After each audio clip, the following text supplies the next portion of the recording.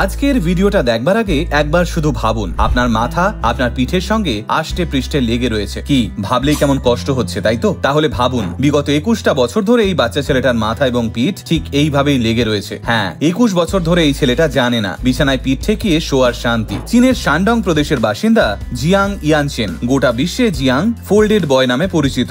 Jiang primary school থেকেই ankylosing স্পন্ডিলাইটিসে আক্রান্ত, তাই আর 5টা ছেলের মতো স্বাভাবিক জীবন নয় জিয়াং এর। কিন্তু ভাববেন না, এভাবে শুয়েই জিয়াং এর জীবনের 21টা বছর কেটে গেছে। উল্টে এই বিছানায় শুয়েই স্নাতক হয়েছে ছেলেটা। আপনিও কি জীবন যুদ্ধে লড়তে লড়তে ক্লান্ত হয়ে পড়েছেন? খুব অল্পেতেই মন ভেঙে যাচ্ছে, জীবনকে দোষারোপ করছেন?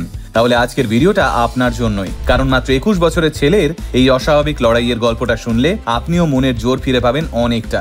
আর 5টা বাচ্চার মতো স্বাভাবিকভাবে জন্মায়নি জিয়াং। ছোটবেলা থেকেই সেই বিরল স্পন্ডিলাইটিসে আক্রান্ত, যে রোগে জিয়াং এর মাথার সঙ্গে পিঠটা একেবারে জুড়ে গেছে। না মাথা সোজা করতে পারে ছেলেটা, না পিঠ, যার ফলে জীবনের 21টা বছর বিছানায় শুয়েই কেটে গেছে তার। কিন্তু বিছানায়ও বা কিভাবে শুয়ে থাকবে বলুন ছেলেটা, যার পিঠটাই সোজা নয়? সে তো শুতেও পারবে না, বসতেও পারবে না। আর এভাবেই এতগুলো বছর ধরে হাসি মুখে জীবনের সঙ্গে এক অসীম যুদ্ধ লড়ে গেছে ছেলেটা। অ্যাঙ্কাইলোজিং স্পন্ডিলাইটিস এমন একটা রোগ, যে রোগে মানুষের শরীরে মেরুদণ্ডের হাড়গুলো একে অপরের সঙ্গে জুড়ে গিয়ে রীতিমতো শক্ত ও বাঁকা হয়ে যায়। শরীরের আদল অনেকটা ইংরেজির জেড শেপের মতো হয়ে যায়। আর তাই জিয়াং এর শরীরটাও বয়স বাড়ার সঙ্গে সঙ্গে ধীরে ধীরে ভাঁজ হতে শুরু করে। মাথার সঙ্গে পিঠটাও জুড়ে যায় ছেলেটার। উচ্চতা বাড়ে না, মাত্র 1 মিটার উচ্চতা জিয়াং এর। জীবনটা তাই হাসপাতাল আর বাড়ির মধ্যেই সীমাবদ্ধ ছিল। হাঁটতে পারলেও যন্ত্রণা হতো পিঠে। তার ফুসফুসের কার্যকরী ক্ষমতা ছিল মাত্র 20% এবং তার শরীরের হাড়গুলো 70 বছরের বৃদ্ধ মানুষের হাড়ের মতো দুর্বল। কিন্তু এই যন্ত্রণাদায়ক জীবনকেও চ্যালেঞ্জ হিসেবে নিয়েছিল জিয়াং। বিছানায় আধশো অবস্থাতেই সে তার পড়াশোনা চালিয়ে গেছে। সৃষ্টিকর্তা বোধহয় কোনো মানুষের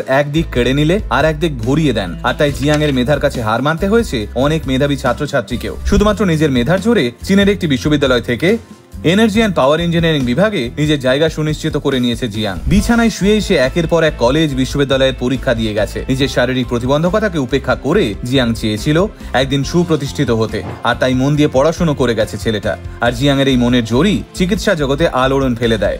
একদল বিশেষজ্ঞ চিকিৎসক ঠিক করেন তারা জিয়াং এর অপারেশন করবেন। তবে সেই অপারেশন একটা নয়, পরপর 4টে অপারেশন হয়েছে ছেলেটার। প্রথম 2টো অপারেশনের পর অবস্থা ভালো ছিল না জিয়াং এর। তারপরের অপারেশনটায় জিয়াং এর হার্ট ফেল হওয়ারও চান্স ছিল। কিন্তু আপাতত 4টে অপারেশনই সাকসেসফুল হয়েছে ছেলেটার। এই জটিল অপারেশনের মাধ্যমে জিয়াং এর শরীরে একের পর এক বাঁকা হাড় ভেঙে দিয়ে আবারও নতুন হাড় গঠন করা হয়। যদিও সম্পূর্ণ বাঁকা মেরুদণ্ড সোজা করা এতটাও সহজ ছিল না চিকিৎসকদের পক্ষে, কিন্তু তারা রীতিমতো চ্যালেঞ্জ হিসেবে নিয়েছিলেন এই অপারেশনকে। শুনলে অবাক হবেন, এই 4টে অপারেশনের মধ্যে সবথেকে শেষ অপারেশন যেটি হয়েছে সেটি 12 ঘন্টারও বেশি সময় ধরে হয়েছে, যেখানে চিকিৎসকেরাও অপারেশন করতে করতে রীতিমতো ক্লান্ত হয়ে মাটিতে বসে পড়েছিলেন। তাহলে ভাবুন ছেলেটার উপর দিয়ে ঠিক কি গেছে।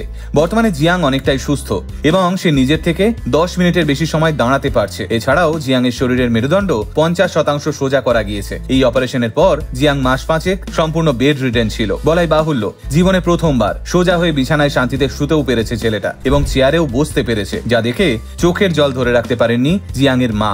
আসলে যতই হোক, তিনি তো মা। বিগত 21টা বছর ধরে সন্তানের কষ্ট দেখেছেন আর প্রার্থনা করে গেছেন। অবশেষে তার প্রার্থনা শুনেছেন সৃষ্টিকর্তা। আসলে আমরা খুব অল্পেতেই যখন হাঁপিয়ে যাই, হতাশ হয়ে যাই, তখন আমাদের এই মানুষগুলোর লড়াই আরো একবার মনের জোর ফিরিয়ে যায়। তাই হাল ছেড়ো না বন্ধু, উঠে দাঁড়াও। আমাদের এখন অনেকটা পথ এগোতে হবে।